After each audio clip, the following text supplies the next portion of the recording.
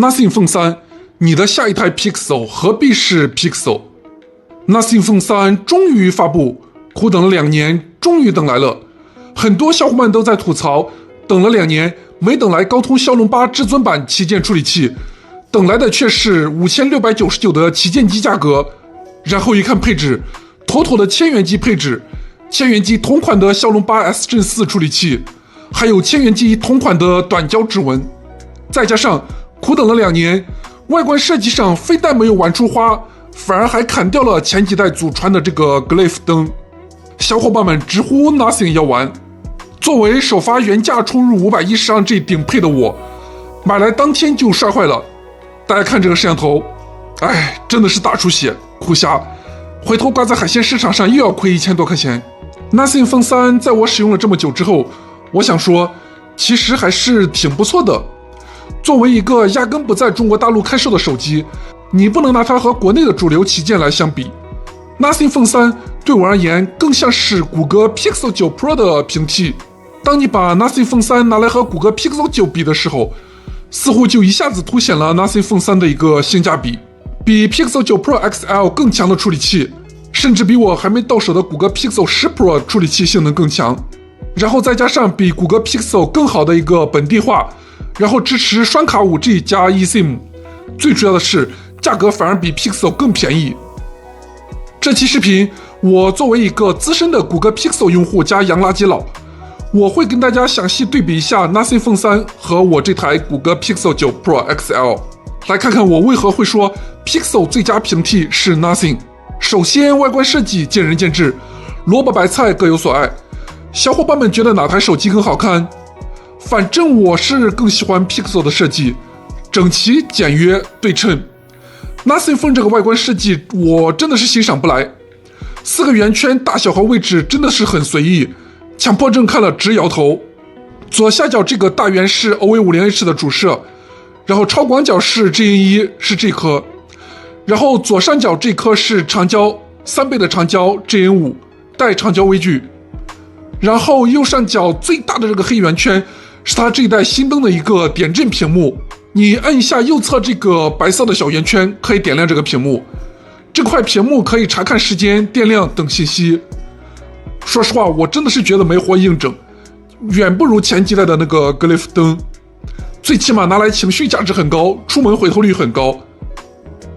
还有摄像头下面这个红色的小方块是一个拍摄提示灯，当你拍摄视频的时候它就会亮起。然后侧边的话比前代多了这个 Accessor 键，估计99%的小伙伴不知道，以前那个安卓之父 Accessor Phone 后来倒闭了，然后被 Nothing 收购了，所以 Nothing 自然而然继承了这个 Accessor 的一些功能。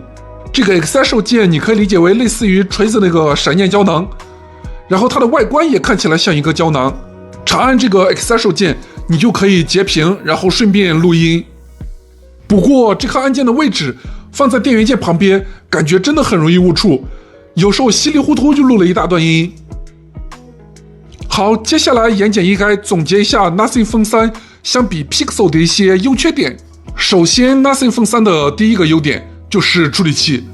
我知道小伙伴们肯定想吐槽这颗 8S Gen 41000元机处理器，但是再怎么说，这颗 8S Gen 4的性能也远比谷歌 Pixel 这颗 Tensor Gen 4强很多，反映到日常流畅度也确实如此。Nothing Phone 3的流畅度确实比我的谷歌 Pixel 9 Pro XL 也更好，不管是多应用切换，还是刷微博、刷推特等等的一个流畅度，感觉 Nothing Phone 3明显掉帧更少。至于游戏体验的话， Nothing Phone 3勉强还可以征服原神，而我的 Pixel， 相信我，用它玩原神还是别折磨自己了。除了高通骁龙处理器带来的一个性能红利啊， Nothing Phone 3还有更好的一个信号，还有实体双卡 5G 外加 eSIM 卡，然后默认支持国内的全网通 5G， 网络和信号的这些优势是我谷歌 Pixel 可望不可及的。Pixel 用户应该已经受够了这个比 iPhone 更差的信号，然后经常打不通电话， 4G 龟速的网速。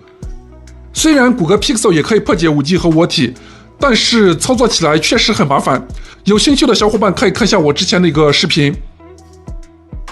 哦，对了，还有 eSIM 卡，这两台手机都支持 eSIM 卡，想使用 eSIM 的小伙伴也可以看一下我之前的 eSIM 教程，打开新世界的大门。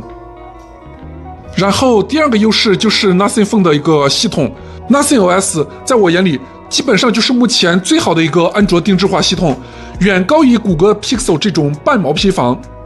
首先，功能的完成度更高，比如小窗模式，谷歌 Pixel 至今没有。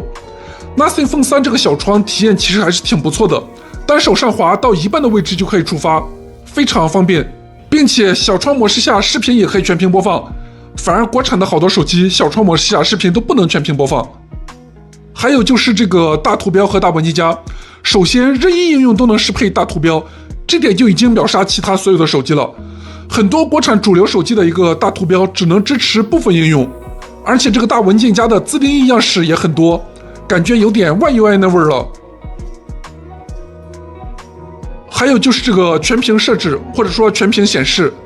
自从2019年谷歌开始用这个打孔屏到现在已经好多年了，为何谷歌 Pixel 连最基础的一个全屏都做不好？横屏下左边会空出一个额头来，真的是很难受，逼死强迫症。然后至于谷歌 Pixel 的一些 AI 专属功能，像 Circle to Search、Gemini 还有魔术修图等等 ，Nothing OS 也都是完美支持的。关于 Nothing OS 更多的一个详细介绍，小伙伴们可以看一下我之前 Nothing OS 的视频，那期视频讲得很详细了。视频的最后来总结一下 ，Nothing Phone 3该怎么说呢？如果你想买谷歌 Pixel， 但是被这个信号和处理器劝退，那还真的可以试试 Nothing Phone 3。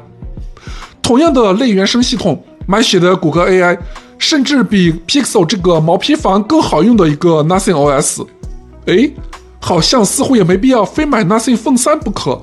2000多块的 Nothing Phone 3A 以及 Nothing Phone 2反而性价比还更高，甚至外观设计还更好看。难道谷歌 Pixel 就一无是处吗？为何我这个大冤种每年都首发去原价冲 Pixel？ 该怎么说呢？相比 Nothing Phone 3，其实 Pixel 的优点也很多，或者说恰好是 Nothing Phone 3的一个缺点。比如这块屏幕，还有这个扬声器音质，还有这个相机调教，再加上这个震动马达的一个调教。接下来开始吐槽，首先就是这块屏幕。尽管这块屏幕已经是 Nothing 迄今为止最好的一块屏幕，但是也就是国产千元机的水准，和谷歌 Pixel 这块屏幕差距非常大，不管是实测数据还是肉眼观感。再加上 Nothing Phone 3这块屏幕看起来白底偏红，一堆手机放到一块，你能明显找到最红的这个就是 Nothing。然后还有这个扬声器的一个外放音质，尽管谷歌 Pixel 的扬声器音质也很一般，但是还是要比 Nothing Phone 3好的。还有就是震动马达的一个调教，谷歌 Pixel 的震动马达调教基本上就是安卓 T0 水准，然后 Nothing Phone 这个马达调教该怎么说呢？就跟拖拉机一样，如果你打字速度比较快，很容易出现那种粘滞感以及漏字的感觉。最后就是相机，谷歌 Pixel 的相机有多强，想必小伙伴们应该没有疑问。然后 Nothing Phone 3这个相机，我只能说妥妥的千元机水准。首先，虽然全焦段都支持 4K 60帧拍摄，但是拍摄中并不能切换摄像头。然后，虽然给了默认高像素输出，但是实际上这个高像素感觉跟差值的一样，清晰度并没有任何提升。然后很多场景的白平衡也远不如谷歌 Pixel 准，再加上多摄的色彩一致性非常差，甚至连多摄的白平衡都没有做协同校准。Nothing Phone 3的相机相比谷歌 Pixel 唯一的优势就是支持长焦微距。好，接下来我会给大家展示一些我日常拍摄的样张，大家来感受一下 Nothing Phone 3的相机和谷歌 Pixel 的一个差距。